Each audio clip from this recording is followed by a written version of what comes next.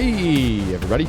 Welcome to another episode of the Mile High Game Guys board gaming podcast. I'm your host, Adrian. I'm Zach. And I'm Jeff. And we're coming to you with another episode of the board gaming podcast that we do.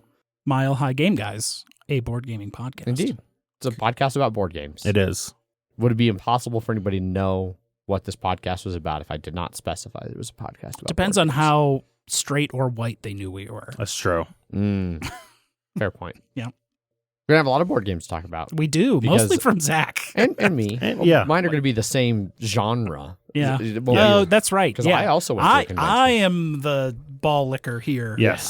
Where I've only played one board game this week. Yeah. Correct. I was writing a list down of all the things I played, and I was like, Adrian, do you need a list for all your differently named games that you were playing? They start with 18 and end with question marks.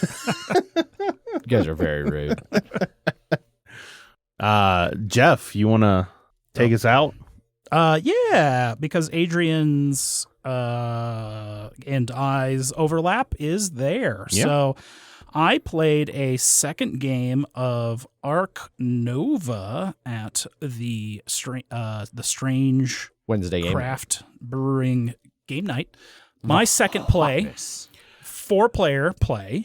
Is there any like difficulty up you can, or like a different way you can play that's like No. advanced? Okay. You play with the other side of the map. Yeah. So there are 3 sets of maps. Oh, that's right, There yeah. are 4 like A maps that are like beginner All maps. the same. Yeah. All the same. All yeah. And then whatever. faction specific ones, basically. Then there's 4 zero maps Oh, okay. that are all really, really basic player power and still pretty friendly but unique maps. Uh-huh. And then there's 4 level 1 maps that all have a more advanced player power and more difficult boards. Gotcha. I believe we all played with ones. Well, I do not recall. we did draw 2, pick 1, and I think everybody ended up with 1-0 and 1-1, and I think we all picked the ones. Gotcha. I think. I ended up with the map that as long as you're connected with the bottom left corner, you get to ignore one prerequisite on any animal card you play to a animal area connected to it, which came out to be very, very useful. That I had multiple people calling me out. I'm like, you can't play that. You don't have blank. And I was like, yes, I do, because I get to ignore one. It's true. It happened a lot. Yeah. I know a guy. I know a guy. It's a research laboratory. Yep. And I know a guy in that research laboratory. He's like, oh, I can get you some baboons. Don't you worry. If you want that partnership, Yeah. I got that partnership for you. So we played 4-player. Everyone had played at, this would be their second game or third game in my case, Adrian's yep. case. In no way, shape, or form did Adrian complain the entire game I and did then not win. complain the entire game, Or and no, I you did got- not win. You got second place. I complained about halfway through is when I started complaining because it was apparent that it was going to take much longer. And it turned out it didn't. It just felt like something about this play felt like it took forever. Well, there's one whole other person that's taking a turn. Yeah, but half the time you and I took our turns during that person's turn. Are we referencing someone I specifically? don't know. Maybe. There was at least one occasion where Paul was taking so long on his turn. Was there 2 There were occasions? 2 occasions. Did you yell at him again? No, I did not yell at him. No, Mostly there was no because shouting. No. I yelled at him when he yelled at me for talking Also to Adrian for a hot second because I was before his turn, where he was taking very long turns. I was like, fuck you. I can take as long as the turn I want, sir. There were a lot of fuck yous in that conversation. Yeah. Because you have taken, let's say 40% of the time taken between. Which I Game think he then length. went, oh, that's bullshit. Yeah, which was not. There was multiple occasions where Paul's turn took so long. Myself, Adrian, and Megan had finished our turns And to he the still point was of not where, done. Paul, once you're done with your turn, you can take your turn. I think it only happened that bad once. Yes. The other time it was you and I just went, and then it was like, okay, Paul's like, done. boom, Well, boom, Megan, boom. it's your turn. Boom, boom, Megan. All right, cool. Besides the long turns, or just the generally taking longer because there is more people, 4-player was more interactive. There was A little bit more, yeah. because you got a lot more of. I mean, there was an extra person, so you got a lot more of the venom or the constriction or the grasper, whatever you want to call it, prehensile, whatever the fuck that ability was. That was like take a card or 5 money, but at that point it was just like take 5 money, idiot. Yeah. Pilfer is that Pilfer. ability. And at least they get to choose, which is nice. Yes. So some venom came out. Paul got hit by most of the game. Yeah, I hit both Paul and Megan with a constrictor. The constrictor didn't seem to affect Paul, what he was trying to do. It did screw Megan a little bit. Yeah. And then Paul got hit hard by the venom. A little bit. I mean, it's just 2 money, but he had multiple venom tokens, so even he was able to get rid of one of them, which still didn't make the other one trigger, and then the next turn he was able to get rid of the other one. Yeah. Mostly due to the rule of you can move any card of your choice to 1 and take one of those X tokens. So he just did that for the venom token and got one of the X tokens for that. Yeah. Which was, a way to get around it, for sure. Yeah, the venom tokens last a little bit because they go initially on your 2 lowest, and he didn't want to do either of those, so he did a different one and just paid. And then they were moving up a bit, and then that's when he dropped the one back down to kind of get rid of it. But yeah. I did have a new one. I don't remember what it's called, but I can... Whoever's, like, highest point value in front of me, I can take their 1, 2, or 3 action. It's X, but this was X3. So I could take their first, second, or third position action, including that action. So I could play the animal and then I could take one of their 1, 2, or 3 actions. And I took their build, Paul's build that was on 3. Gotcha. Which did bone him a little bit. For sure. Yeah. But all of these actual, references to interaction still did not keep him from getting first place. Yeah. It was really close. He only beat me by like a hand, like 3 points maybe. Yeah. It was like 18 to 15 to 6-ish, I think, for you, and then like 1 or 2 for Megan. I think it was like 3. I think it was like 1, 3-0. 3. Was it 1, 0? It might have been 0. I think you were like 3. Maybe you were only 2 points apart. It was close, basically. Megan and I were both very close. You did a lot better than the first game. Yes, what I'm I hearing. did. Okay, Yeah, good to know. Yeah, so I actually ended it. Mostly because I got like this chain of herbivores that could all share the same enclosure. Nice. So I got a rhino, and then I got a moose, but the moose can use the rhino enclosure, and then I got reindeer that can use the rhino enclosure. So I just had moose, rhino, reindeer all hanging out. I'm imagining they're not hanging out as so much as there's a hatch up top that you like lift up, and there's just a pile of animals, and you're just like, push them in there. All right. Well, I have to shove down a little bit, and all right. It was a 4-size enclosure. Okay. I had made the joke about like, oh yes, moose and rhino, 2 herbivores known for their docility and lack of territorial aggression. Yeah. Same with reindeer, to be Yeah. fair. Well, they're all very small, so it's okay. I definitely would have gotten last if I didn't get lucky pulls on all of these and be like, boom, boom, boom, like be able to crush them out and not have to worry about like taking another action to build or whatever. So that was very lucky on my part. How different were playing with the new maps?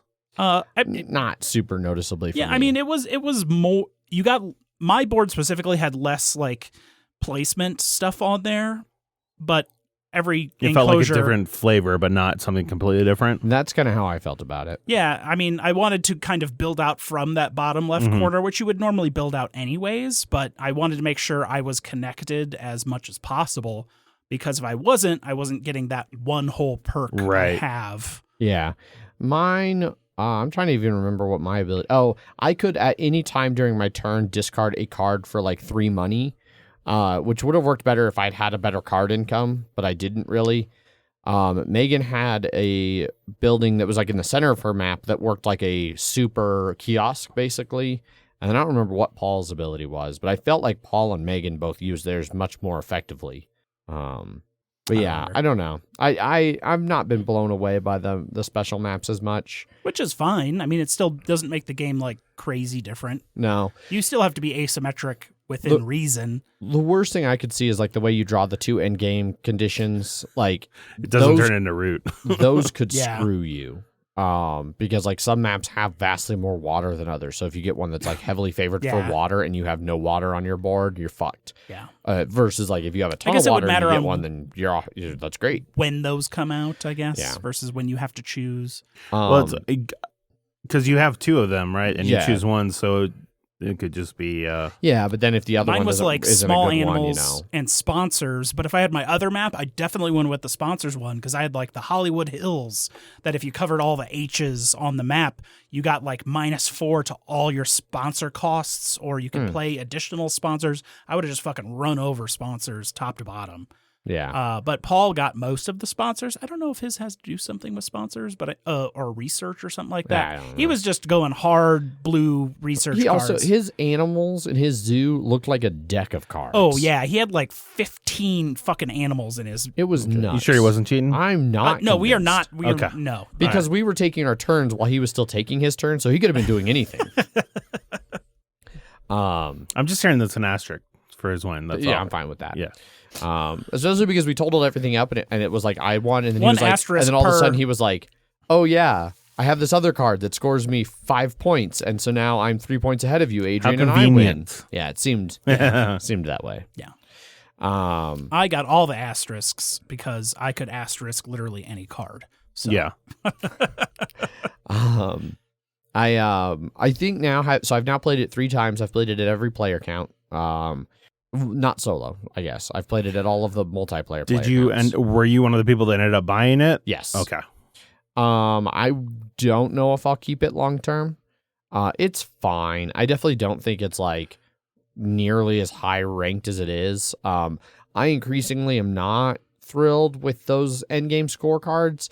They just like some of them are wildly different in terms of difficulty. Like, I had the one I had that I got all of my points for, which 4 is the maximum. They're all 1 to 4 points. Mine was 1 point. There was like however many, like 1 water adjacency is 1, 3 water adjacency is 2, whatever. And it was like basically all of your water has something adjacent to it. You get the 4. That's actually pretty easy. Mm-hmm. Whereas Megan, like one of hers was to have like 6 of the little green scoring cards. Have your cube on 6 of those. Uh-huh. That's fucking hard. Yeah. That takes. Oh, and also I lucked out by getting something that let me draw one of the starter gold one of the starter ones, and then just draw it into my hand, and it was have 1 animal from every continent, and then I got the moose that was like Europe, and I was like, hey, yeah, and then I was able to get like the max on that. Right. It was very like lucky on the card draw towards the end there, to where I got 3rd place, but yeah. Kept you out last. Yeah, probably kept me on the last. Yeah, so I feel like those cards are wildly, like they're all the same point range, but they are widely different in how easy or difficult some of them can be. But even the points range on them are weird. Like I had the small animals one, but it's like 3, 6, 8, 10. So you jump to 3 to 6, and then the higher points are get 2 more and then get 2 more. Yeah. Which it seems like it should be opposite. It should be like 2, 4, 7, 10. Yeah. For that. So, it's just weird how that point spread goes for how many you need. Yeah. And I get the idea it's that they easier give you... to get more points at the end, which feels, I don't know, wrong in my brain of board gaming, I guess. And it feels like they're there to give people like a starting goal. So like, new players who are like, well, what do I do? It's like, well, pick one of your 2 goals and start working towards it. I feel like the game would almost work fine if you just took those the fuck out. Like, I don't think they really serve any. They're 4 points in games where people are winning by 18. So like they're, yeah. But if everybody's scoring at least a couple points on them, then the margins on them aren't that big. And sometimes there's like heavy synergy with them with the general pool, like what you had with the reptiles, where you were just getting pounded free money every time anyone was playing reptiles. Yeah, that's a little because the common objectives I feel different about. I'm fine with those. Yeah. So like, the green one I saw immediately. One of the 3 that got dealt out was reptiles. I was like, oh, people are probably going to go for reptiles. And then I got lucky in my starting hand and we drafted. Right. So in my starting hand, I was able to immediately draft the like, hey, get 3 money whenever somebody plays a reptile. And sure enough, both Jeff and Paul spammed a shit ton of reptiles. Paul had a reptile house that he kept filling with 0-size snakes. Yeah. He just had a snake pit. I did a release of a American crocodile, Mm-hmm. which was fun. I don't remember what I released. That's what Megan thinks screwed her. She released really early. And you do go back on your appeal when you release an animal. Which so you it go knocked her appeal back down to like basically AKA starting your value. income. Yeah, your income basically. What was releasing an animal? To some of like, those score green objective cards. of a certain size. And so yeah, if you release like a 4, you get 4 points. If you release a 2 to a 3, you get 2 points. And then if you release a 2 or less, you get 1 point. Right, but it affects like your... that. Okay, gotcha. I also noticed with my map, I had the luxury of not having to upgrade all 4 of my cards because I can ignore one prerequisite of an animal card, which it would be like have an animal 2 card. Well, I can just ignore that, so I don't need to upgrade the animal 2 card. So I was like, I don't really need to care about that. For those abilities. I wonder if that ability actually covers that. Because I don't know if that's a tag. That's So a requirement. It's not different. it's anything that's on the left side of the card I get to ignore one of.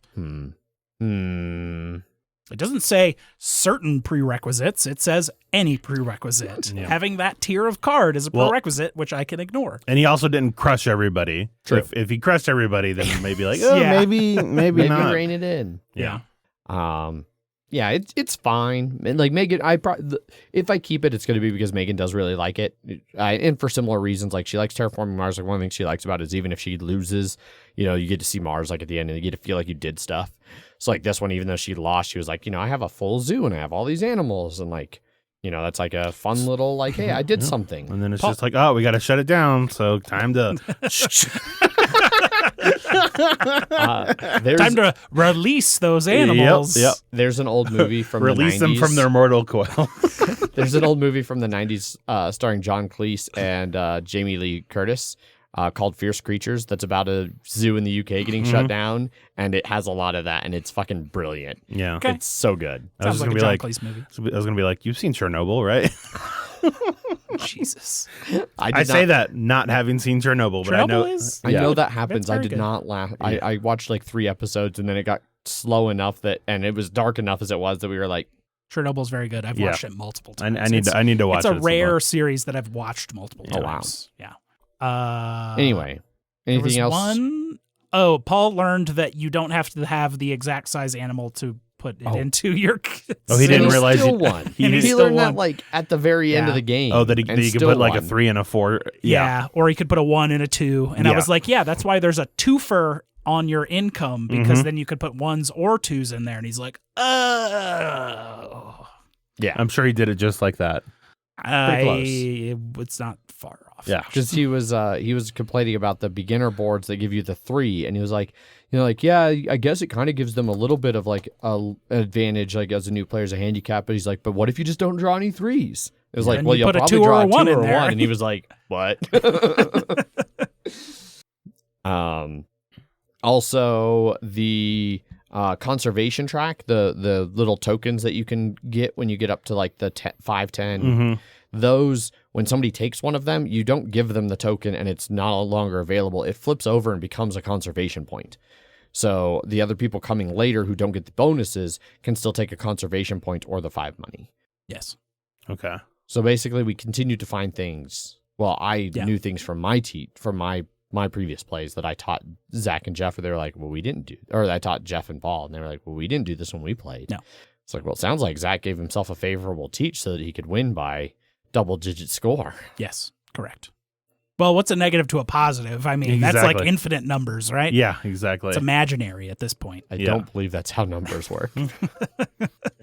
So yeah, Ark Nova was played again. Ark Nova continues to be pretty okay. Yeah. Yeah, it's a solid game. It's fine. Yeah, It's good. It's I don't know. Meanwhile, so that was Wednesday. Then I went to the Trax Train Game Convention here in Denver. It's an 18XX convention. They missed the last 2 years because of COVID, and they were back this year. They were over in a DoubleTree right off of Quebec So like I went on Saturday after playing and stopped and got a beer at Station 26 with Jeff. But while I was there, I played 4 games. Geez, take forever. I played, how many days? 4 days. So I stopped by Thursday, but I didn't play anything Thursday. I played 1 game Friday, 1 game Saturday, 2 games Sunday. Was this just your meet and greet that you had scheduled, or? Hmm? Moving along. Anyway, so confused. So It's because you're so popular in the train game Oh. universe that it was just your meet and greet day. Correct. Yeah. It was my see if I can get a badge, even though I didn't pay for a badge day. Oh. Which I did. Okay. And I got Hey, there it is. And I got one for Kaiser. So Great. How many people were there? about 100. Really? Yeah. Okay. The picture I'd seen, it seemed like it was just gonna be. It was like one room that could fit. Like it looked like it had like maybe 4 or 5 tables in it. Oh no, there were like 20 tables. Okay. In there. It was a decent sized room. Okay. So the first game I played was 1824. I wanted to play this one for a while. It's one of the ones I own. It's Austria-Hungary. Sorry, which 18 is 1824. this? 1824. Good luck with the timestamps. I did not pull any do you know who I am's. I did have somebody go, you seem really familiar. I feel like we've met before. I was like, well, I don't know if we've met, but I used to be on Heavy Cardboard streams and I do my own podcast. He goes, Mile High Game Guys. And I was like, yes. He goes, that's where I know you from. I was like, okay. Haven't listened in years. Yeah. I used to listen to you guys. You were pretty good. Like, great. Super compliment. Anyway, 1824, Austria-Hungary. I hadn't played this one in a while, like several years. Really enjoyed the playthrough of it. It's really neat feature is, I say neat feature, everybody's just like going to gloss over as soon as I start talking about it. There's coal companies. Yes, going to gloss. You're right. No. And so the coal companies or mining companies. Coal? I think they're just mining companies. Oh my really. God. But they get trains that can Wait. Did you play first edition or second edition? Second edition. Okay. No one would play first edition. No. Well, people would, but I wouldn't because second edition is the one that was actually done on Kickstarter with good quality components. I am increasingly not willing to play the older ones that are on the little print and play style of things. Here's some sheets of paper to build your map out I've gotten of. very snobby about that shit. Anyway. Rightfully so. You can buy these coal trains, basically mining trains. They have to start at a mine and they can't finish at another mine, but they get to count. So there's like cities and dits are like towns, and they're like a little tick mark on the track, like whereas the cities are like a circle, and you can put a token in a city, but you can't on a dit. They just call them dits. I don't know. Dits count for $10 usually on a train run, and they're usually really annoying because they don't pay a lot and they take up a stop. So like if you're running a 3 train, you hit like a city and 2 dits, and then that's done, and you don't get to go to the next city that might be worth like $40. The coal trains are cool because they don't count dits for terms of counting your number of stops, but you do get paid for the dits that they run through. So in that same run, if it was like a city, 2 dits, and another city, a 2 train would run the city and 1 dit for like $40. A 2 coal train would run the city, both dits, and the other city for potentially like $80. So significantly more chance to earn money there. Gotcha. With the restriction that they have to start at a coal mine, which makes it a little bit more difficult. It also has minor companies and major companies. You start off with a bunch of minor companies. Later You're already on, talking about miners, like with the coal, right? different miners. Oh, Major, NER and NOR miners. Okay. Minor companies and major companies. The miners can grow up on their own or merge and become bigger companies that can do more stuff and own more trains and be bigger and have other people invest in them, which is kind of cool. It is an incremental capitalization game. So like as people invest in buying stock in a company, that company gets that money, which is all I've determined that's one of my favorite mechanics, like versus full cap games. I like either a partial or an incremental. As one would, yes. As one would. Some people really like the full cap games. Like you start a company and it just immediately gets all of its money. The fools. It can be nice to get all your money all at once. I'm just bad at budgeting, so it works better for me to have a steady income versus all at once. Yeah. But Yeah, it was 24 was a lot of fun. It took a while. Poor Jester, so I stopped there after work. We got out of work early. We played 24. Andrew left at like 7, I think. He was like, okay, I have to go feed my dog because I'm a bad pet owner. And I was like, yeah, I'm not leaving to go feed my dog. At that point, Andrew really felt like he was losing, and he was like, yeah, it doesn't matter, I'm losing anyway, I'll leave. So somebody else who was walking by was like, oh, I can finish out the game for him. Sure, why not? He ended up winning. So Andrew won by handing it off to somebody else. And then I got home at like 9 o'clock, and Jester was very unhappy and had destroyed like an old bag of Torchies and shredded the aluminum foil from the wrappers just all across the basement. And rightfully so. Oh, yeah, totally deserved. Didn't even yell at her. It's like, yep, nope, I had that coming. That's my fault. On Saturday, went back, met up in the morning, played 1867. We did a 6-player game of 1867, or maybe it was 60. It was 61 that we played on Saturday. 61 and 67 are basically the same games on different maps with slight rules variations. And I did play both of them. So I played 61 on Saturday and 67 on Sunday. I'm going to kind of talk about both of them at the same time. But right now, we're talking about 61. Okay. So 61 is Russia. So, and 67 is Canada. So they're, like I said, they're in the same box. It's another one that I own that I'd never played either one of them. It was at 61/67. Yeah. Okay. the railways of the Russian Empire. Yeah. So we played 61 on Saturday. We played it using the rules for the national company, the same as the 67 version, because in 61, you normally actually run the national company. And so it tries to do routes and place tokens and all of this, and it's just fiddlier and takes up more time. Whereas the 67 version is like, hey, it just buys a train at the end of every round, like just to keep trains coming off the game and like keep the game moving. That one went pretty good. We made some definite rules mistakes, and nobody had really played it in a while at the table. Like the one guy who was teaching it, he hadn't played in a while, and so we got a couple things wrong. We also forgot a couple things, like when your companies, like if your minor companies aren't doing very well, they can get nationalized into the big national company. You're supposed to get paid for all of the stock you have in them, so you're not just completely left destitute. Like the government doesn't just take companies and not reimburse you. You know, this doesn't sound like Russia. The Russia I know. And I don't know if old Russia was really any better, but certainly in Canada, at least, or here in the U.S., they don't usually eminent domain you without at least pretending to reimburse you.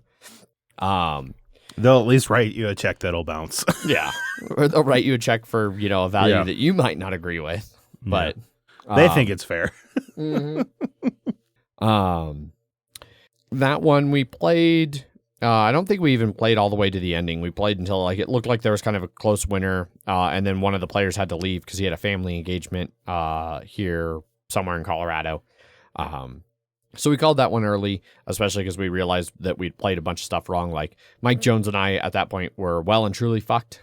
We had made serious mistakes. Whoa. When did Mike Jones enter this conversation? Oh, Mike Jones was there the whole time. Okay. Mike Jones. Well, now this changes the whole picture of what I think is going on here. Yeah, I've been here the whole time.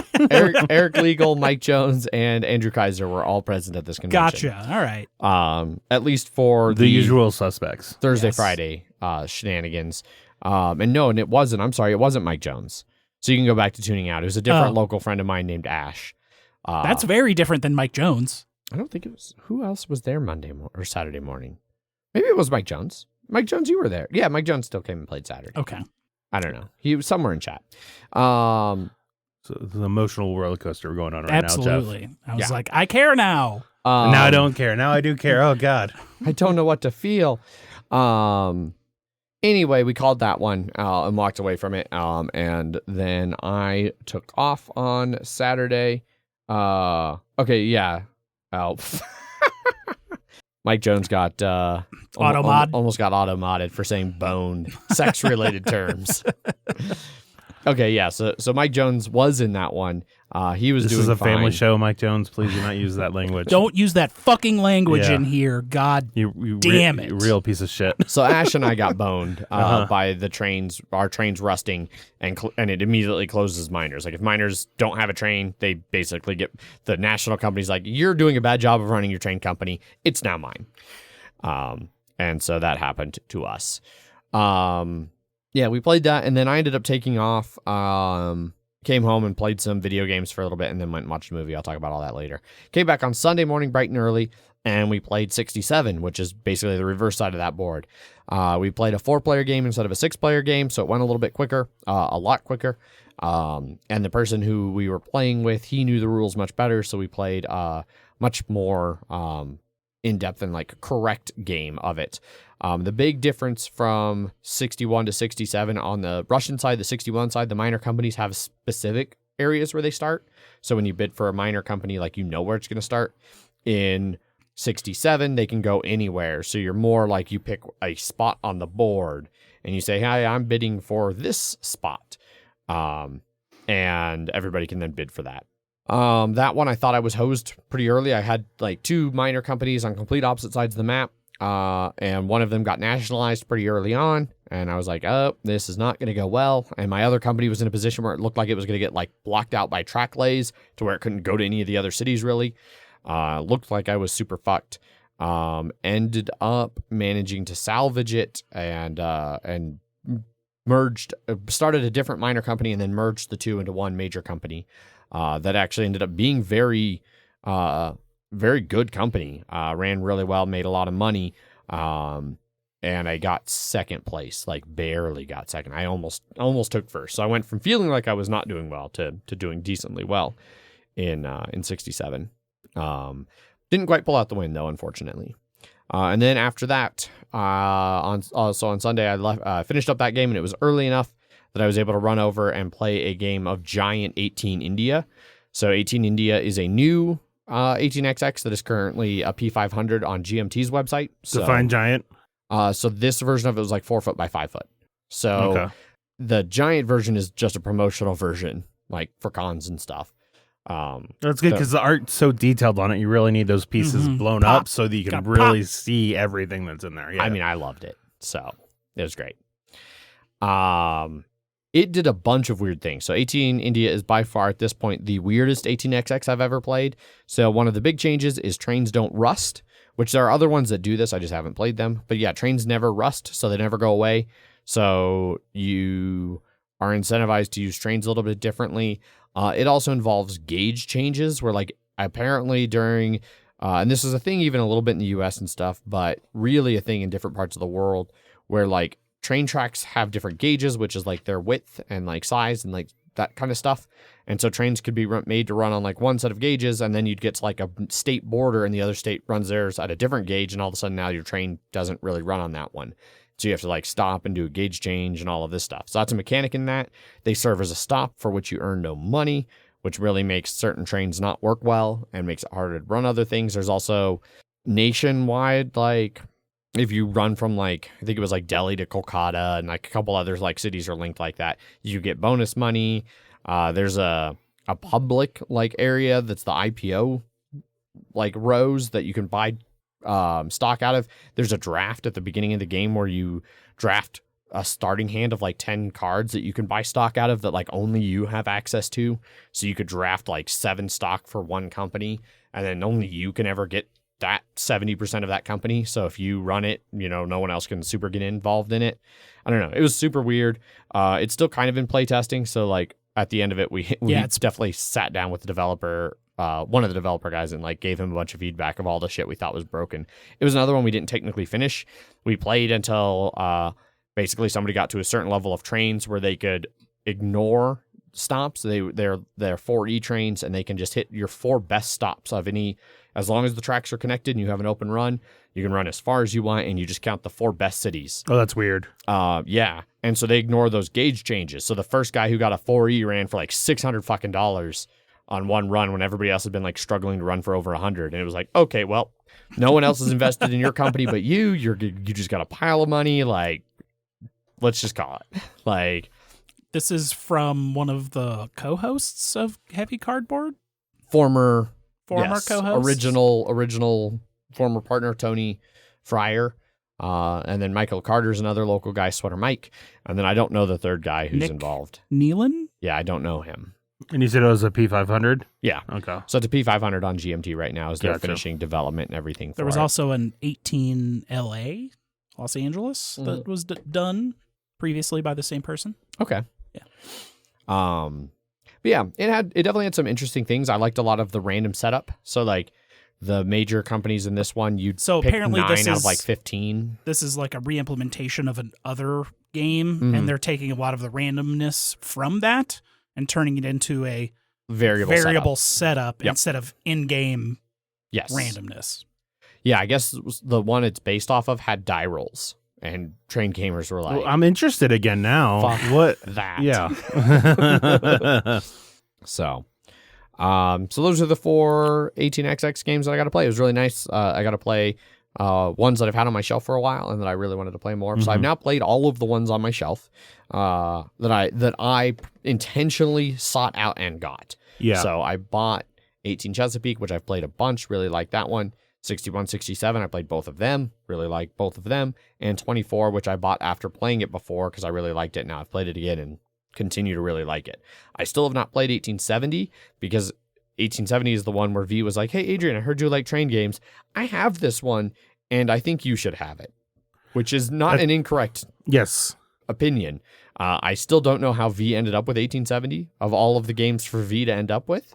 Not sure. Yeah, that's it was probably like a garage sale, like bought and then trade. I think that's what it was. She got it like at a thrift store or something. I don't know. It may be cursed. It could also be cursed. We got to watch out I for have that. not Probably played it. cursed. I don't Any think more- I've even opened it. Okay. It might be more cursed than regular 18XX games. So, I'll be careful. okay. 1829 main line is what 18 India is based off of. There you go. Jeff doing the hot research as I drone on about train games. 18s. There we go. So it took us 20 minutes to talk about one game, and then it took me 20 minutes to talk about 4 more train games. Yep. So now, Zach, based on that, you should be able to talk about all of your games in 20 minutes. Yes, 25 games in 20 minutes. Fantastic. Yes. While you guys did that, I drove to St. Louis and went to Geekway, and I met main people I played with were Wes, Lance, 2 of Lance's friends, Emily and Tara, and then Same 2 from the fall? yes, yeah. Cool. And then other Wes was there, but he was Yes, working. other Wes, who But he- asked where I was at Geekway, and I was like, at work in Boulder, Colorado. Okay, so like I said, 25 games played. 8 of them I had already played. Cascadia, still great. No Thanks, still great. Stockpile, still great. Introduced it to 2 people. They With thought dice? it was great. Yeah, of course, yeah. Good. No, I had my copy, so I was Oh, like, okay. yeah, Good. No. Good. No. Stockpile is one of those games. It's like, let's play Stockpile. Oh, you only have the base game? Let's play something else. I have 100% said exactly that. Yeah. Bellarati, still all right. What is Bellarati? Bellarati is a game where you're trying to guess, like, there are 2 people, 2 teams. There's like the art managers and then the artists. Art managers are trying to get the artists to give them paintings of a certain theme, but there is the AI, the bad guy Bellarati. He is a rat that's trying to peddle fakes. So he puts fake paintings in with your paintings, and then Okay. if his paintings go through, there's a bunch of games that have similar things like that. I just haven't seen that one before. Never heard of Yeah. this. Lance has it. But you also can't, according to him, it's like you just can't buy it. It's just not a thing you can buy anymore. So I don't know. Correct. Yeah. It's something only Lance should own. Yes. El Dorado, still great. Yeah. The Quest Quest for 4. El Dorado, not the Island of El Dorado, whatever Yeah. that other shitty one was. Yep. Ponzi Scheme, still great. Lasted way longer than it should have. Everyone Some was of real the good. photos you sent of like people's stock situations. No, not people's, mine. Those are both Those are yours? only mine. Yes. How did you get rid of so many of them? Oh, because they rebalance. That's right. Yes. Never mind. Yeah. No, but the fact that I was able to pay money on I saw one that was like, Yeah. and then it was like, is that another turn, Yes, or is that yours? That was another turn. I was able to pay $231. Did you have any industries left over at that point? Yeah, I had Wes and I tied at 8 points because I had money left over still. Oh, I wow. still, yeah. So people were giving you way too much money, is what was happening? No, what happened is just I was able to. I had 3 or 4 of those bear mark. Like I was Okay. You had the big monies. I had the big monies, and I was able to. I had 2 rounds that I was. I had 2 rounds that I didn't have to pay anything for before that big chunk, which Okay. was good. And there were multiple times where I basically traded an industry from one person to another, and I made money from it. So it worked out well. There you go. Why not? Usually it was because Wes had a stack of like 6 that like I got whittled down to 4 by giving them to the 2 other people, basically. Okay. Like I got them and then they got them from me. But they were paying more than I did, so it worked out well. Fair enough. Click Clack Lumberjack, still good, although it was missing a trunk, so it was truncated. Yeah. And then How much have you been like waiting to make that? I literally just thought of it. I'm not sure I believe that. And then played the game before Geekway started. Okay. So the 5 worst games I played. Monster Expedition. This is from Alexander Pfister. It was very boring. It was a dice rolling game where you're trying to get certain numbers or certain power numbers or amount of numbers and then buying cards, but it was really boring. Creature Comforts was it had an interesting premise of it's a dice drafting game, or it's a worker placement, and you're assigning dice to those workers, but you only know half of the value of the dice before you assign them. The problem with it is that it plays like 2 to 5 people, and we played it with 5 people. It is not a 5-player game. Oh. I could see it working for 2 to 3 people. I believe it is heavily invested at 2 players. Yes, I could see it working there. How's that 5 look? And 83% not recommended. Well, you might as well make that 84%. yeah. So. And also 41% not recommended at 4 players. Yeah, I could see that. Bad player count for that one. Yes, yeah, definitely. So let's see. 15 was a Muse standalone expansion. Muse is like Dixit or any of those other games. Muse, your muse. But that artistic inspiration. Yeah, instead of giving another picture it's supposed to like match with, you have to like say a phrase, or you like make a gesture, or like it has some weird like, or pish posh. you write whatever you're trying to do in the air or on the ground on the table with your elbow, or you say like a city that actually exists, or a city that it's yeah. That all sounds increasingly not cool. Yeah, it wasn't as bad as I thought it was going to be in terms of like as weird as those could get. Like do a dance or something. I didn't see anything like that, but it was just very meh.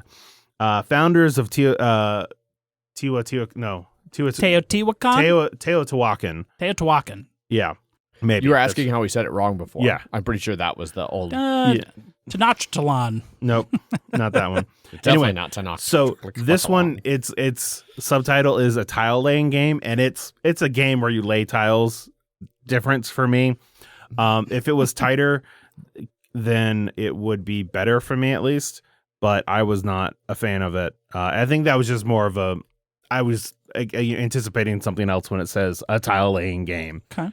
And it was more of the tile. You lay the tiles as a result of doing stuff versus like the tile. You lay down the tiles and that causes things to happen. If that makes sense. Sure. So, and then the last one was Make It Happen. That was the game that we got from Geekway. That everybody got. It was a fashion game where it's set into 2 teams. I think it said like you could play like 3 to 6 people. Okay. Or 2 to 6 people. Everybody's a team, but it might as well just be 2 people, 1 on each team. Like, it's one of those where it seems like they. Yeah, literally, it's you hold cards in your hand, but you all can see each other's cards and can and make obviously I can't make you put down a card or whatever, but collectively we all have the same hand, so it was okay.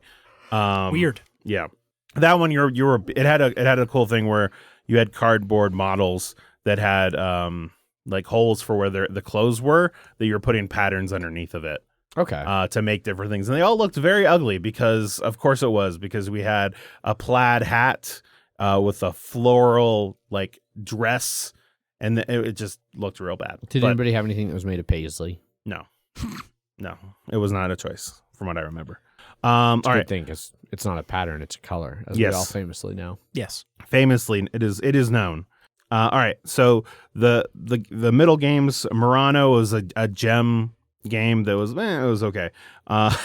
Long Shot, the dice game, had an interesting. It was a roll and write game, interesting premise, but the problem was that the dice felt pretty shitty. Like it felt cocked in certain ways. It was a D8, and by the end of both games that I played of it, horse 7 was not off the line when one horse won the race. Wait, which game was this? Long Shot, the dice game. Interesting. Okay. Yeah. Buried Treasure, that's buried with a ERR, like berries. It was about stealing pies. It was a drafting game about stealing pies, but it had a lot of take that from taking from other people. So it had some sort of interesting things there, but I can see that not working for some people. Are these still your not liked 5? These are the middles. This These is are the middle, middles, so I'm just okay. going through. Happy City, it was a deck build, or like Race for the Galaxy, or Tableau builder. yeah, as a tableau builder, you're building 10 cities and you get money each turn, and then you can use that money to buy stuff. It was okay. Mountains Over Molehills, this was a 2-layer board that you're moving a mole on the bottom. I don't know how to respond. I don't Clearly know how to Siri respond was to that like, either. I am listening to every word you're saying. Yeah.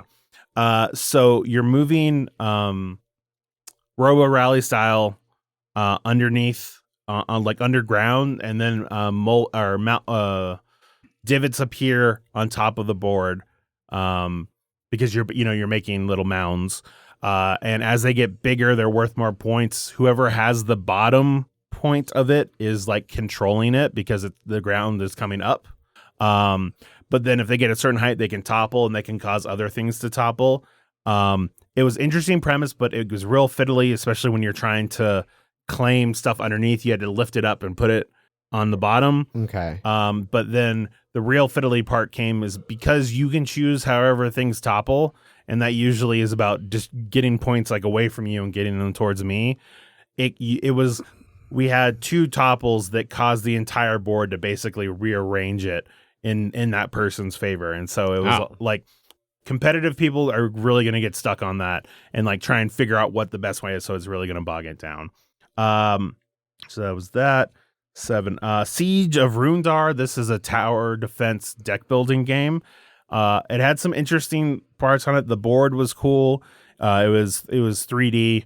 It had different spots where you're running in and out, where you're holding the resources, and you're using those resources to build new weapons to replace the cards in your current deck, because you never add cards, you only replace them.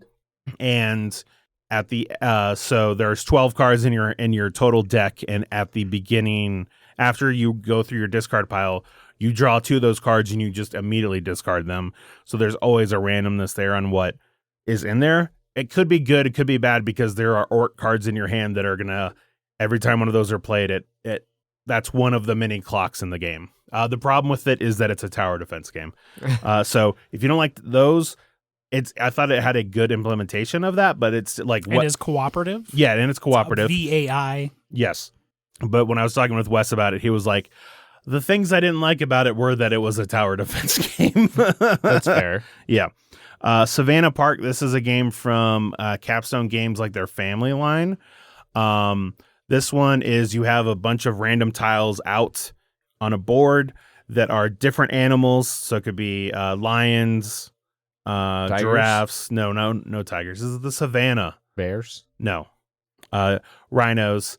And they can be mixtures of them on the tiles.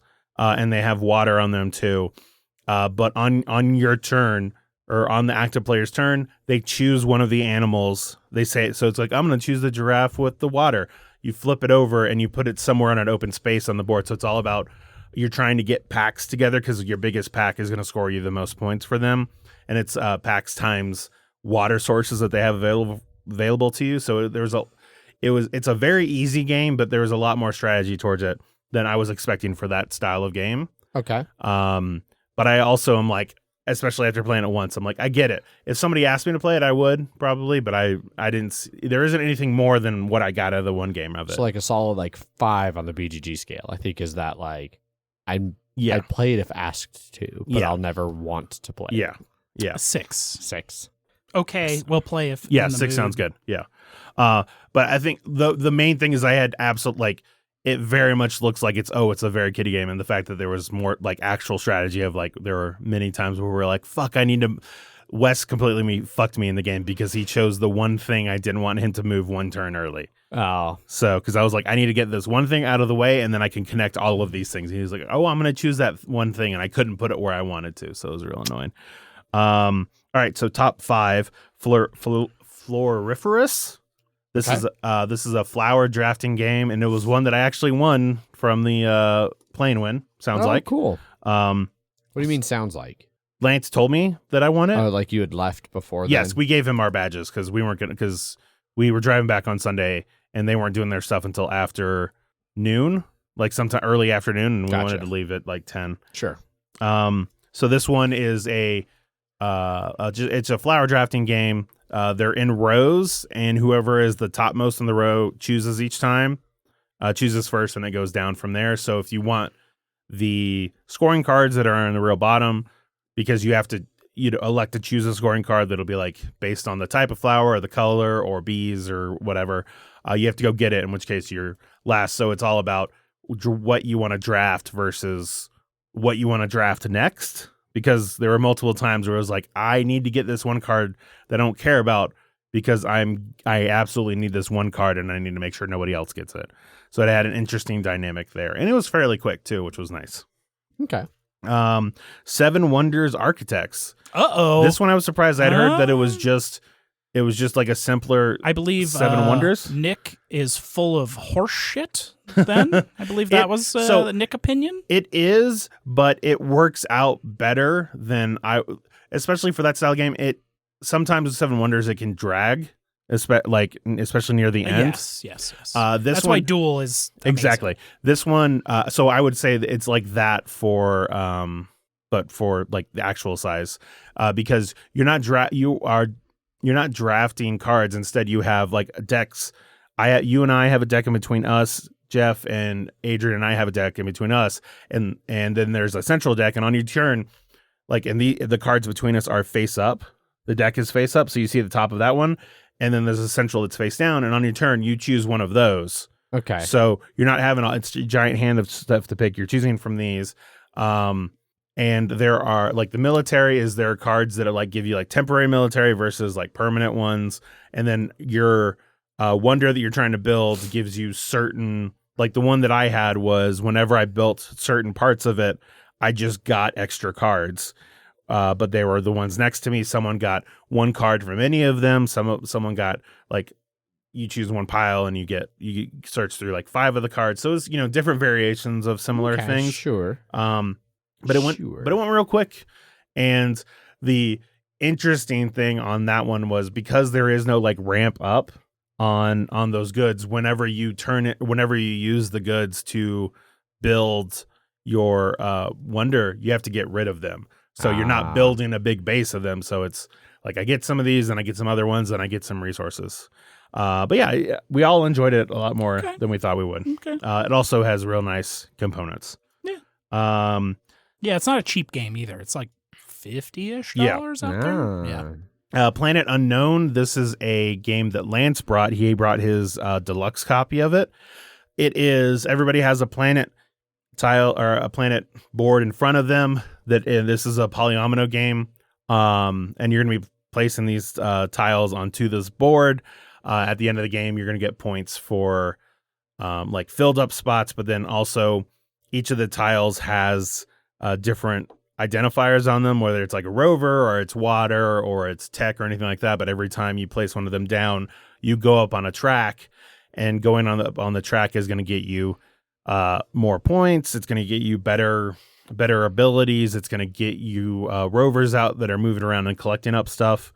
But the main gimmick of this one is that it comes with at least his copy came with a lazy Susan that's in the center of everybody. Okay. That everybody marks like their spot, and then whoever the active player is rotates it around until they find the one they want to commit to, and then everybody else, it's just they have two pointed towards them, like a bigger piece and a smaller piece, and those are the two that you have to choose from. So the active player gets like 17 choices, 14 choices, 7 times 2, or however many people can play. 7 in this plus game. 10. Yes, exactly. But everybody else, you still like they get a tile anytime somebody's choosing one, so you're constantly adding stuff on here. But a lot of times it's things you don't necessarily care about. And there's a goal in between players, and it's whoever has the most or least of whatever. So that's things you're going to. But then there's also civ cards you can get that give you endgame points and stuff like that. That one was a lot of fun. Nice. How fiddly are your player boards? No, it felt pretty good. Okay. Yeah. It seems like there's a lot on there. Yes, but it's not. It seems like a lot, but once you understand it, you're like, oh, I get it. Okay. Yeah. I like the little lazy Susan thing though. Yes. That looks cool. Yeah. Number 2 is Rift Force, which is just a 2-player card game. Another capstone game? Yeah, my I know. Oh, Yeah. fuck. What is happening? I have no idea. Shit. Clearly, I'm going senile with age. Seems So, that way. the ripe old age of 34. Happy birthday. Your knees don't work anymore. Well, that's been a while. That was probably 4 years previous. Exactly. Yeah. So this is a 2-player game. There's 5 rows that your cards can get put on, and then you're putting elementals out that have numbers 5, 6, and 7, and they have whatever suit that you chose. Sure. So they're ice or fire or whatever. But then you're playing cards from your hand to put them onto to sort of gain. It's competitive one-on-one? It's competitive. Yeah. You're trying to get 12 points. Yeah. But it's like area control, and then you can discard. So say I had 3 5s of different elementals put out there. I can discard a 5, and I can activate 3 of them to do their abilities. They're usually attacking the other elementals, moving around depending on which ones they are. They'll have their own flavor on them. And so it's about trying to figure out when to do for area control, when to try and destroy them, and then when you run out of cards, you have to, or whenever you have less than 7 cards, you have to basically check to see if you score any points, and then you redraw your hand. And so it's like trying to time that, because a lot of cards are going to get destroyed, and then you put them out, and you destroy your opponent. It's like it's a ebb and flow there. But it was quick, and Wes and I both really enjoyed it. Sure. Yeah. And then number 1 game that I played that time, which was also Wes's number 1 game, which is surprising, was Merchants of the Dark. Did you bring? I brought my super Okay. super deluxe copy. This is a pick up and deliver game that really is a good example of that, and it helps because The theme is based all around it. the theme is based all around it, and you can deliver shit when it's not your turn. When people go to deliver stuff, Because it's Rondell. It's a rondelle, and then there's a certain spot that's like, oh, I'm gonna go deliver to one of these cities. People can jump on with you, so you can try and time it around. Like I see that Adrian has a lot of like pink things with him. While I'm trying to get all of like my blue or green stuff, I'll get a couple pink ones, either a contract or a hero. And when you go out there, I'll go with you, drop a couple of those things. And then there is, there's sort of risk when people are going. But if you go through the long road, the person who is leading the expedition gets their choice of beneficial outcomes first.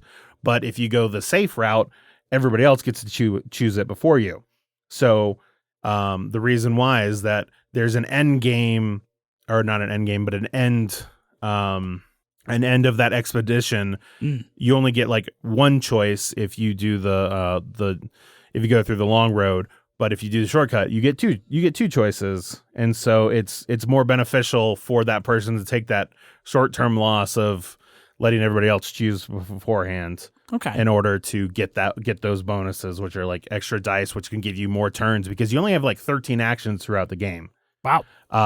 But because you can do things on other people's turns, or you can get dice that let you take multiple actions at once. It was It was good, and it took like 2.5 hours, but it was like a learning game for 3 people. I was curious to see how it would be 4 player? with 4 player. Okay. Oh, So, you played 3 We player. played with 3 people. Okay. Yeah. Yeah. But yeah, those are the games I played, and it's How been was putting everything back in the box? a nightmare. Okay. Yeah. All right, and it's been 20 minutes, and I got mine. So ugh. Woo! Wow. Congratulations. Actually, legitimately impressed that you managed to do that. Yeah. I believe that was 38:30. Yeah, well, yeah, it was 2 minutes. You started asking me questions, But still. yes. But still. I wasn't expecting to start talking about Ponzi scheme. It's fine. It's fine. But you know what? You had to put in pictures of things, and then we had to ask you questions. Yep. On to news. Or That's all we have banter? is news. Banter. Oh, banter. Yeah. Jesus Christ, we have to banter still? Yeah, we do. We haven't even bantered. So we'll start with, for banter, the reason there wasn't a recording last week. So we're really bad about communicating things. This is not news to anyone who listens to this show. My car died on Saturday. So I had last weekend, I was all geared up to have a great weekend. So Megan had left. So Megan is currently gone. She's hiking through Zion National Park on her own for her birthday. Today is Megan's birthday. She is 32 years old. Congratulations. She's doing it on her own? She is completely on her own on a 4-day hiking trip. The Subaru's That's here. not the Subaru. That's not? no, no. it has Florida plates, sir. I haven't looked. I was like, that's not her car. That has Florida plates. Yeah, no. I just saw in the corner of my eyes. Blue car. Yeah. That is a very different shade of blue. Yes. Yeah, blue car. Lighter Ford blue. SUV. Yes. That I am currently renting because so Megan was gone. She left on Thursday night. I don't remember what I did Friday. I feel like maybe I just played a bunch of video games or something. I don't know. That sounds like you. Deep rock. You've been I pounding. definitely did some deep rocking. Pounding on that Lots deep of deep rocking. But Saturday, I was going over to a friend's house to watch the Avs game. It was one of their playoff games. That's what I did Friday. Friday, I went and watched Unbearable. No, that was Thursday. So Megan must have left Friday. I don't know. Anyway, not important. No way to know. Was going to watch the Avs second playoff game. And made it to basically Federal and I-70 for those of you who are local on the interstate, and there was a bunch of traffic, and as traffic kind of slowed way down almost to a stop and then started to go again, when I went to go, my car said no. I'm done. I'm out. Peace. Luckily, traffic hadn't stopped, so I had a little bit of momentum, and I was able to throw on the hazards and cut over and get onto the shoulder. I tried fiddling with it a little bit to see if I could figure out what it was. Couldn't quite figure out what it was. Vaguely seemed like it could have been a battery type issue, that it wasn't getting enough power or something. I don't know. And my battery terminal, I noticed when I'd filled it up with gas and checked the oil the day before, I noticed that the terminals were super fucking corroded. So I was like, maybe there's some kind of a problem with the electrical system because of that corrosion, whatever. I was able to call Zach. It's like, hey, if I Venmo you a bunch of money, would you please go and get a battery and some wrenches and bring it to me? And he said, yeah, I can do that. So he brought me the battery, but no wrenches. So then he left to go get the wrenches. Because he asked about getting a battery, and then he said, also wrenches, and then sent me a picture of batteries. So what I saw was him saying, hey, I need a battery. And then I saw a picture of a battery. Obviously, Yes. I was like, Yeah. that is the next logical thing that would be in this conversation. Yeah. This is Adrian's fault, is what we're saying. Yes. So eventually got everything we needed. I changed the battery. No change. The Colorado State, roadside assistance people stopped, and she was like, I don't know. That sounds like, might be an issue with your starter or something, which it wasn't. The starter was clearly trying to start the engine. The starter was fine. Got it towed. Basically, fuck my weekend. So then Sunday, I was working on it. Monday, when we were supposed to record, I was working on it. We played Pandemic Legacy. That's right. That was another game we played. Zach and I played Pandemic Legacy after I got home because I was like, well, I can't go anywhere. My car's dead. You're here now because you just gave me a ride home. Pandemic Legacy? You want to play a game of Pandemic Legacy? What month are you on now? June now, I think. We finished May, Yeah. and we got a succeed. We succeeded in May. I think we only have November, December left, maybe. Okay. Maybe October, but I think we're getting pretty close to the end. Yeah. Pandemic Legacy Season 0 continues to be good. Yeah. May went well for us. It's been great top to bottom. Yep. We definitely at the start of it had a little bit of a discussion. I'm off branch of my story here, but we had a discussion about like our one alias, like our first aliases that we started at the beginning of the game are really fucking good. Our new aliases that we unlocked like a few months later or a few months back, a couple months ago, are not very good. And so it's like, well, I want to kind of keep improving the ones that are really good and make them even better. But I also feel like at some point aliases are going to start to get burned, and I might need to spread it out a bit. We have a couple that unfortunately, like, these things that we could have put on someone else would have been great, but we put them on one that the first one was really great, and now the second one's really great, and then we end up flipping between like the two over and over again. Yep. But yeah, so we did that, and then Sunday and Monday and Tuesday, and I worked on it. By Tuesday, I knew it wasn't gonna work out. After working on Tuesday, I knew it wasn't gonna work out. So Wednesday, I got the rental car. I can't remember. One of the days I was like, all right, I'm going to go get a rental car. It was basically when I learned that Megan was going to fuck off for a week. So she took the Subaru to just go to Zion. And I was like, well, my car's dead. Good luck.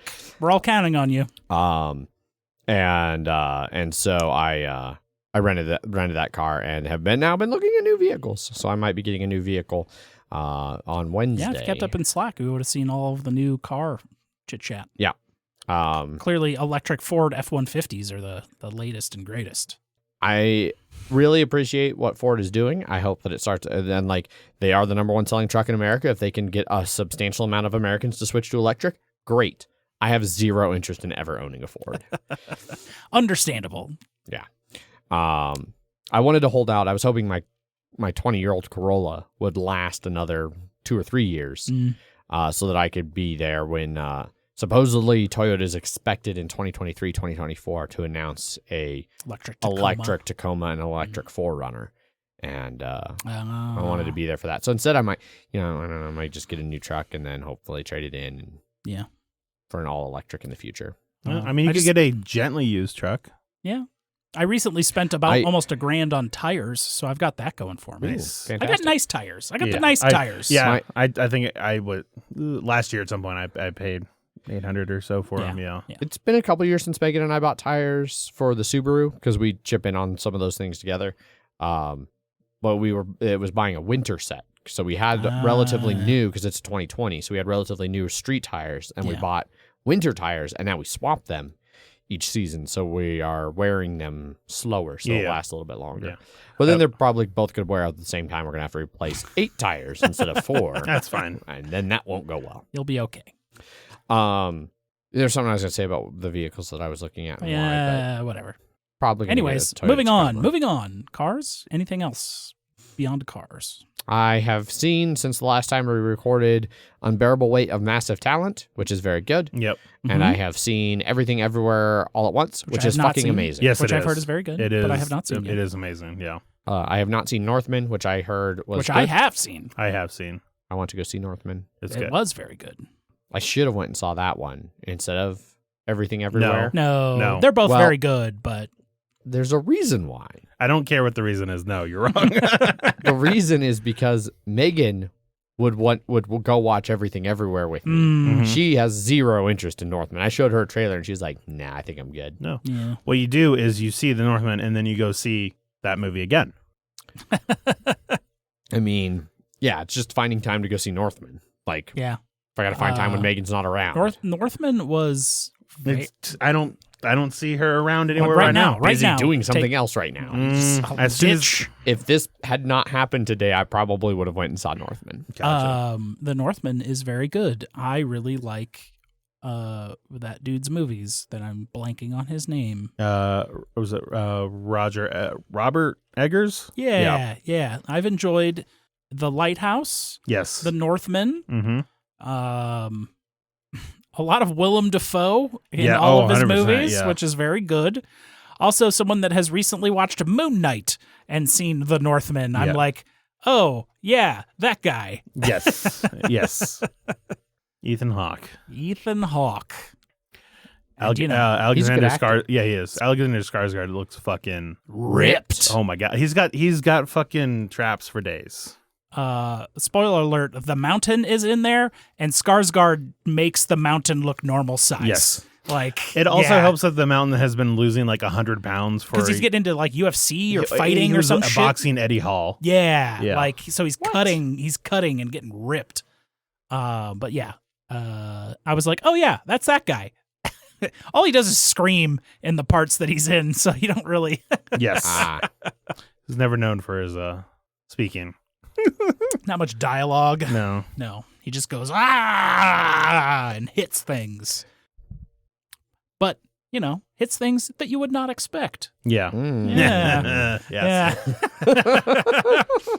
Just saying. Just saying. But yeah, the Northman was very good, very hallucinogenic, as any Viking Very beautiful tale movie, should be. too. Yes, yes, absolutely. Very what? Beautiful. Gorgeous. Because they're all over Iceland, and Yeah. it's just And, like, oh my god. like, Having traveled all across Iceland, it is a fantastically beautiful country. Yeah. yeah, they're a little bit in the Nordic area, but also like Eastern Europe for a weird amount. And then you're like, where are they? Oh, okay. I can figure out what that ancient 800s-esque area is probably equivalent to Yeah. without looking it up. Yeah. Nicole Kidman also does a great job in the movie Yes, too. Nicole Kidman. Apparently, one of the higher paid actresses still to this day. I could That's believe it. Yeah. Yeah. She's really, really good. Mhm. Yeah. Ugh. Yeah. What? The movie. No. Just thinking of parts. Yeah. Northman, very good. Yeah. Very, very good. You mentioned Moon Knight. Finished Moon Knight. Also a good series. Yes. One of my more favorite, I think, of the Marvel TV shows. It was very unique. I finished Harley Quinn season 2. Two. Yeah, that was right. It's very I just good. finished that. Yeah. Really looking forward to season 3 of that. Playing some Deep Rock. Yeah. Been rocking and stoning. Had some good Deep Rock days. One of them I bailed on because I got stuck playing trade games too late. Mhm. But I had been playing a lot of Deep Rock. Yeah. I prestiged my first character, the soldier. Promoted. Yeah. Now the real Deep Rock begins. Now the real Deep Rock starts. Now we can do deep dives. Yeah. Ant just hit his level 25 to be able to promote for the next assignment. So Nice. I played 10 minutes to dawn, Okay. which is like a little let's call it Vampire Survivors like, where you have to survive 10 minutes, but you get XP by killing little eldritch horror brain floaty tentacle things. As you Okay. should. And then you get various skills that you then can tree up Ooh, the skills. neat. It's a demo. It's free until 20 minutes till dawn comes out, which will be the full release. Ah. But you get stuff that upgrades like more starter weapons, but it's more active. So you're actually like pointing where you're shooting your pistol or your shotgun or your flamethrower or whatever. It doesn't have like the weird, like crazy auto bullet hell that the other Vampire Survivors has. But Yeah. but it was fun. I played a couple rounds of that. I also played Tin Can, which is the most stressful fucking game I've ever played in my entire goddamn life. That name does not sound like it would be a stressful game. So your spaceship is about to explode. You have Okay. 1 minute, and you can grab. So you're right next to all the supplies, and you have 1 minute to throw as many supplies as you can, basically spare parts, into this unmaintained, shitty, broken down escape pod before the ship explodes. So you have a 1 minute to run around and just throw shit in there, and then you close the door, and then you get launched off. And it's sort of one of those like simulator games, like let's say PC Builder Simulator or Sure. Mech Repair Simulator, Yeah. except it's like Escape Pod Simulator, and it's all broken down. It's also a little bit of keep talking and nobody explodes. Oh. Because I can see you that. have a manual that's like you have to flip through for the error codes that come up on your like oxygen system. And it's like N207. All right, what the fuck does that mean? All right, it's a bad pump. Let me turn the power off. Take this out. Do I have a pump? I don't know if I have a pump. Let me look. Oh, cool. I have a pump. Take the pump out. Put the pump in. Close it. Boom. Oxygen works again. And so it's timed. But like when things go bad, you just start making suffocation noises for multiple minutes because you're going hypoxic or whatever. It's very stressful, and I wish I could turn those noises off. Yeah. Just turn it down. Yeah, start it down. But like there's pressure system, CO2 system, oxygen system, lights, power, gravity, computer, battery. It's interesting. It's like $12-13. I already desperately wish that was a VR game. It is absolutely also a VR game. Oh, fuck. All right. Yeah. It's on promotion. BRB, huh? It's on promotion. Yeah, it's only like $12.99. It just released 1.0. Been searching like VR games on Steam, and I definitely did not see Tin Can. It's still fairly new, but like even so much to where like there's like handholds on there. It looks like the like VR hand that you would hold on. But like if you go through like an asteroid field, like you need to hold on because if the escape pod gets rocked and you're standing there, it'll just knock everything out of your hands. It's very stressful, and it's sort of like you need to learn what all of the like computer parts for everything do because there's like a lot of components to everything. And then the longer you survive, the more you unlock like more pieces and more complicated parts to everything. Yeah, it's Are you sure it's VR?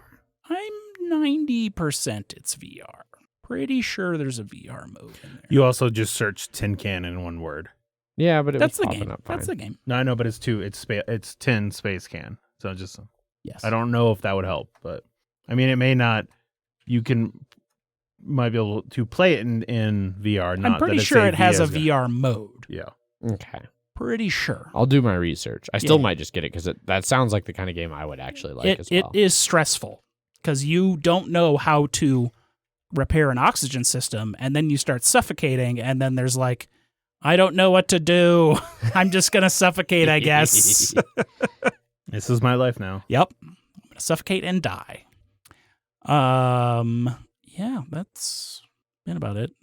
Someone in packaging Friday stacked up 5 pallets of White Rascal cases poorly, and it fell over. Yeah, you sent a photo of that in Slack. It looked awful. It was 250 cases that fell over. I don't miss that. It took about seven-ish hours to get everything cleaned up and good to go.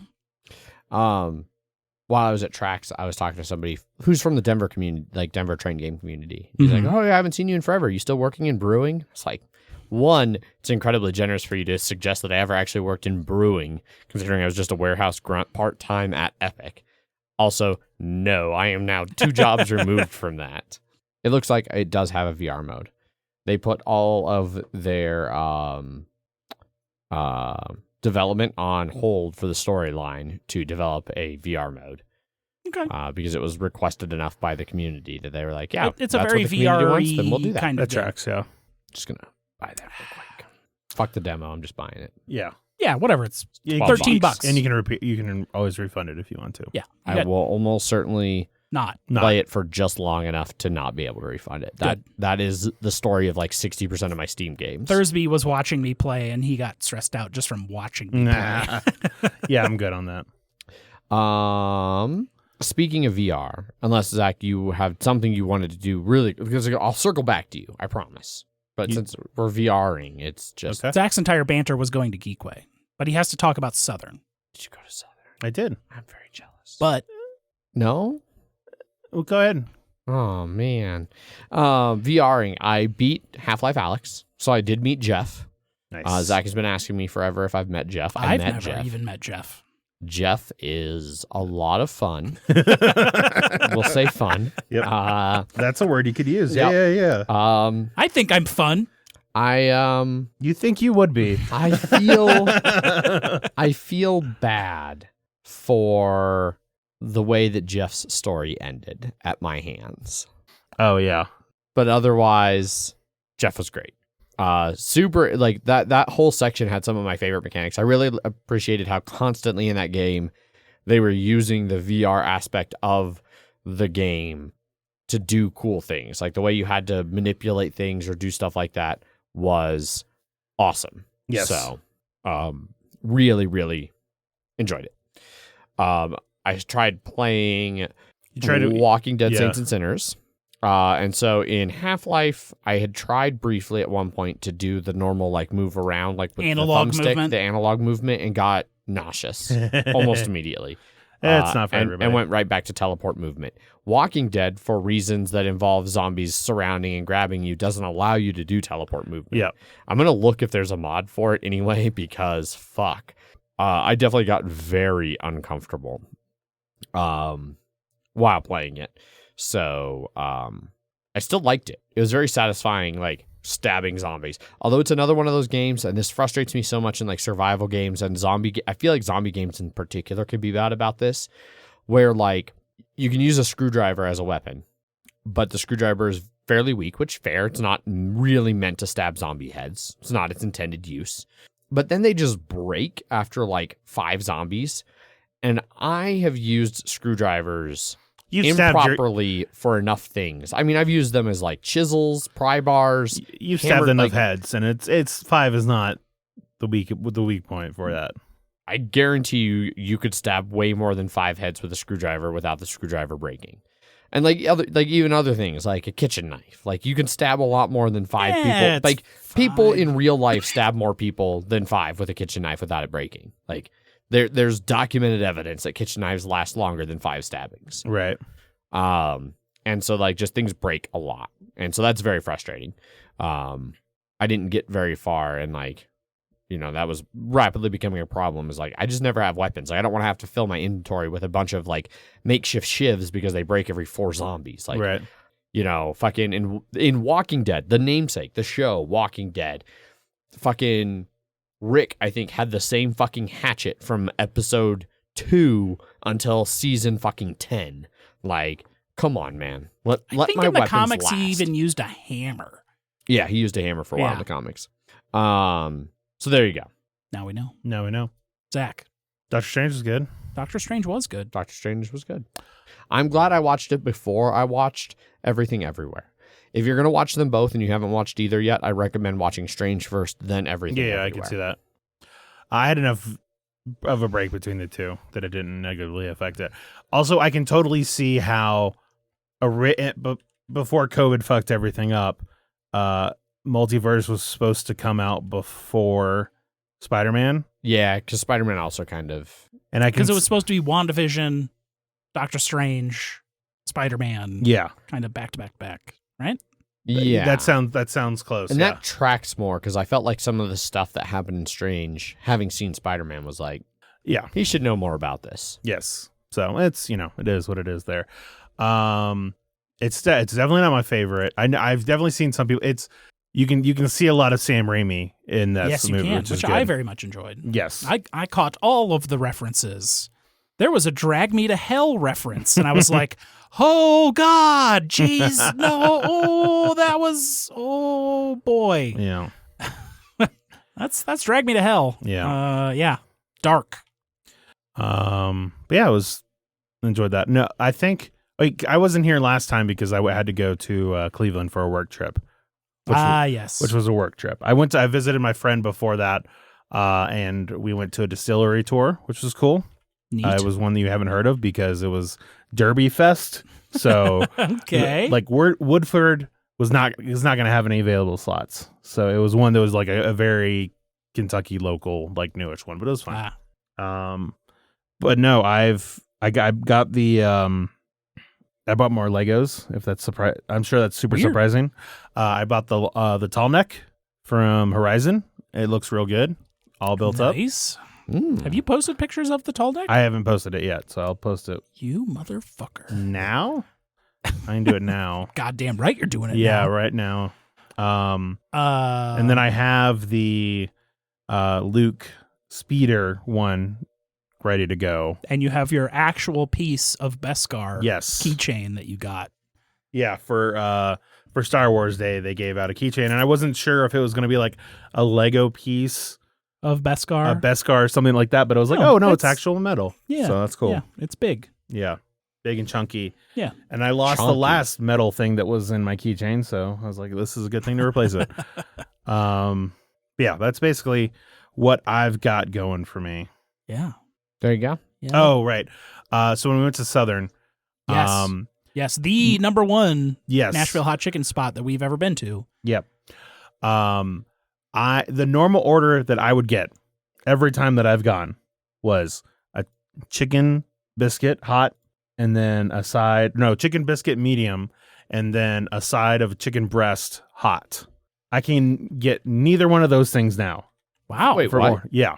So you could get like tenders, dark meat, and then they had some like wrap stuff, but that was like I couldn't just order a breast anymore. I could and it's because of supply chain issues and stuff like that, All right. which sucks. But it was also like those are my go-to that I always get. And so they had this like hot honey wrap, but then they also had like a special of like it was a chicken Caesar wrap, and I was like, ooh, I could get that hot, and that should be good.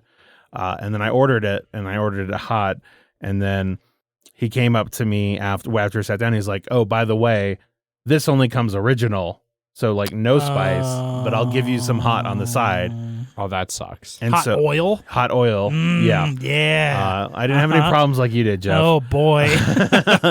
And I ended up, I got it, but they didn't give me the hot oil. Yeah. And I was just like, okay, I've ate it. And I was like, yeah, but this is just a chicken salad wrap. This is not what I wanted. No. And then no. they, about when I was over halfway through, they're like, oh, by the way, here's the oil. And I was like, ah, great. And I tasted it and I was like, yeah, this is a lot better now. Yeah. But it's just, I was there for the specific things and like, we don't have those anymore. And I was like, God damn it. Also, That's crazy. we- They didn't have any we- fried chicken stuff though. Really. I mean, they Like, did. They had dark, like, but I like Yeah. the order that I wanted wasn't there. And so I didn't want a 2-piece. I just like wanted one piece but like a big. Yeah. And so, That's disappointing. yeah. And they did reduce their hotness too. See, and I felt that after the Yeah. last time I was there, like in the fall that I went there, and the one I had, like I got the mild because they're like, it's still pretty hot. Because I remember it used to like make me sweat, and the mild was like nothing the last time I was there. No, yeah. mild. Yeah, the Yeah. hot was hot. I have to step it up to Yeah. medium. When Wes and I went into Kansas City, we got Casey Joe's. Casey Joe's. Nice. And Early or like late? Jeff, wouldn't you know, if you get there at 4:00 in the afternoon, you can just immediately get served. You don't have Oh, to. weird. Yeah. But are they out of things? No. Okay. Everything that Okay. we wanted, All we right. had. What day were you there? Sunday. Okay, so you weren't Yeah. there Monday for the burnt ends. No. So I think that's been the day that we've usually tried to hit Or not them up. Sunday. It was not Sunday. It was Wednesday. Oh yeah, okay. So middle of the week. So I think Monday is one of their burnt I've end never days. been there on Monday. Tuesday. Usually that's when we drive out. I feel like I have hit previous them on years. Mondays coming back more than I've hit them going. I've never never been there on a Monday. And the last time we went on there, I think which I've was only been a there once with Wednesday you or a guys. Thursday, they had it. And I think we did not end up getting burnt ends from them. We got disappointing ribs. Because I forgot that's the second time I've had the ribs and they're just not good. But I still had the Z-Man, which is very delicious. That's very delicious. It is great. On the way back, they're closed on Sunday. But Wes also wasn't that big a fan of them. Okay. So we're like, let's try this other place. And we ended up going to Arthur Bryant Barbecue, I think. Sure. Yeah, they're also supposed to be really They good. were delicious. Okay. Their burnt ends were very, very tasty. Their sausage were like gigantic that they sliced into like slices, Okay. but not like cut up lengths. Not little round bits. Like We had literally long they bits. put a giant slicer, a giant sausage on that slicer and just put out some slices of it. Okay. Sliced sausage. Sliced sausage, yes, which was good. They may have changed. Casey Joe's. Yeah. No, it's Like I don't see anything on their menu about like certain days for certain meats. Yeah. So I think they maybe have changed. yes, that. yeah, yeah. Their burnt ends were real good. Their ribs, we got the baby back ribs, which were tasty. And then their sauce, their main sauce that they had, like their original sauce, was really good. Okay. It was very smoky and tasty. But those chefs, or like the cooks that were serving us, they were fucking no nonsense. It's like you walk up and like you don't start talking in like 1 second. They're like, "What do you want?" And then I was like, "I want this." And they're like he mumbled, like, "Are you eating here or here or to go?" And I was just like, "What?" He's like, "Here," or like he was just like pissed that I was ordering food from him. Okay. And I was just like, "I'm sorry." So much so that I told him, I was like, "Oh, I wanted the burnt end sandwich, and then also a half a pound of sausage." And 100% thought he missed that part, and so he was just fucking off doing other shit right in front of me that wasn't. And then because I was not expecting the sliced sausage, and then he's handed me, and I was like, "Oh, that is the sausage. Okay, thank you." Yeah, but it was good. That place is also worth checking out. Awesome. no soup for you. No soup for you. Yes. No barbecue for you. Yep. Man, I just want good food now. Like, since I spent like so much time in Dallas and then like went up to Chicago, air quotes, because I was really in Wisconsin, but I went to Chicago Southern a couple Milwaukee. times. Yeah. It was, to be fair, it's equidistant between Milwaukee and Chicago. But still in Wisconsin, so I'd still Yes. call it Milwaukee. But yeah, like, and I got like really good food there. Like, you know, there's a dozen great barbecue places in Dallas. Plus there was like great hot fried chicken and all this, you know, and I got to go to like Oshaval in Chicago, and then I'm in Denver, and it's like, there's just not like Hattie B's in Dallas for hot fried chicken was like shockingly affordable. Like, I would eat Hattie, like, it's about what I just spent for Torchy's today. Don't get me wrong, I love Torchy's, but fuck. Yeah, we do have hash brownies here, but I don't partake, so that doesn't do me any good. Colorado's best food? Green chili related things. Breakfast burritos. I've never been anywhere else as breakfast burritos like Colorado, like Denver especially, but Colorado in general. I will. That is one thing that I do miss anytime I leave Colorado is trying to find breakfast burritos. Also, welcome, Boyd, to the chat. Yeah. There's a lot of good taqueritas, at least, around. Yeah. But we don't have a thing. We're not enough of a food city to really have a thing that is specific to Denver. No one's like, oh man, I can't wait to go to Denver to get anything. You can find one or two places that are like real good. Yeah, but, like I mean, I know good things for different. Like I like Daiji's pretty good Korean. Daigi. Yeah. Well, if you want real good Korean, you go in Aurora. I forget what it's called, but it's like on Havana, and so like there's some areas around there that have really good fucking Korean. Yeah. Yeah. Wisconsin also has a shit ton of different cheese curds. We went to like this Wisconsin burger house or something that had like 7 different types of cheese curds. Like their pepper jack cheese curds were great. Just fried pepper jack cheese. I liked it. Yeah. That it for banter? Gonna Yes. wrap it up? Yeah, it works for me. Alrighty. That wraps it up for the episode. We're going to push the news stuff. None of it was super time sensitive, so we'll talk about that next week. We will also next week be talking about the aftermath of Mile High Cabin Con, because that starts Wednesday. So this episode might be out on Wednesday? Out on Thursday? It'll be out on either Tuesday or Wednesday. It'll be out. Okay. Yeah, Zach's going to get the editing done. It's going to be out. So you'll be listening to this as we are heading up into the mountains for 4 days of board gaming in 3 cabins in the same little cul-de-sac in Fraser, Colorado. It's going to be great. We got people flying in from out of town like Ofer and Boyd who were in the chat tonight for the stream, and some other out-of-towners who aren't in the chat, so I'm not going to name Some them. from Ohio. Some from Ohio. It's going to be a great time. Yeah, and then Matt, but he's from somewhere, but I can't think of where.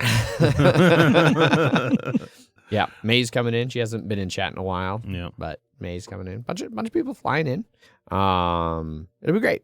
Be a lot of fun. Play a lot of board games. We'll talk about them all. Too many board Next games will be episode. brought. Oh yeah, I'm bringing. 7% would be played. now, it's going to be better than it was last year. I'm bringing. Fingers crossed. I'm It bringing 2 to 3 bags of games, and I expect to play 4 games One. of the ones I brought. I only have one bag of games that I'm bringing in, and it's everything that people marked as I want to play the game. I want to play. Yeah. Also, because I'm bringing 4 people. So I don't really If have- you want to bring more, we'll have the whole back of the Subi. Okay. So if you want to throw another bag in, there will be room for it, and we do Yeah. live close enough that We I do. can. I may grab drop my one bag of games off for you if it's a big. I will also do that too. Yeah. I have a car of beer. Also important. But yeah, so that'll all be on next week's episode. And it is going to be fun. So be sure to tune in next week. We'll cover all of that. Don't send us an email this week because next episode's going to be full enough. So I'm not going to give you any contact information. Yeah. It's in all the other episodes. You can listen to them. We're just going to sign off and say goodnight. So good night. As always, I've been your host, Adrian. I'm still Zach. And I'm Stacking Jeff. Bye. Bye. Bye.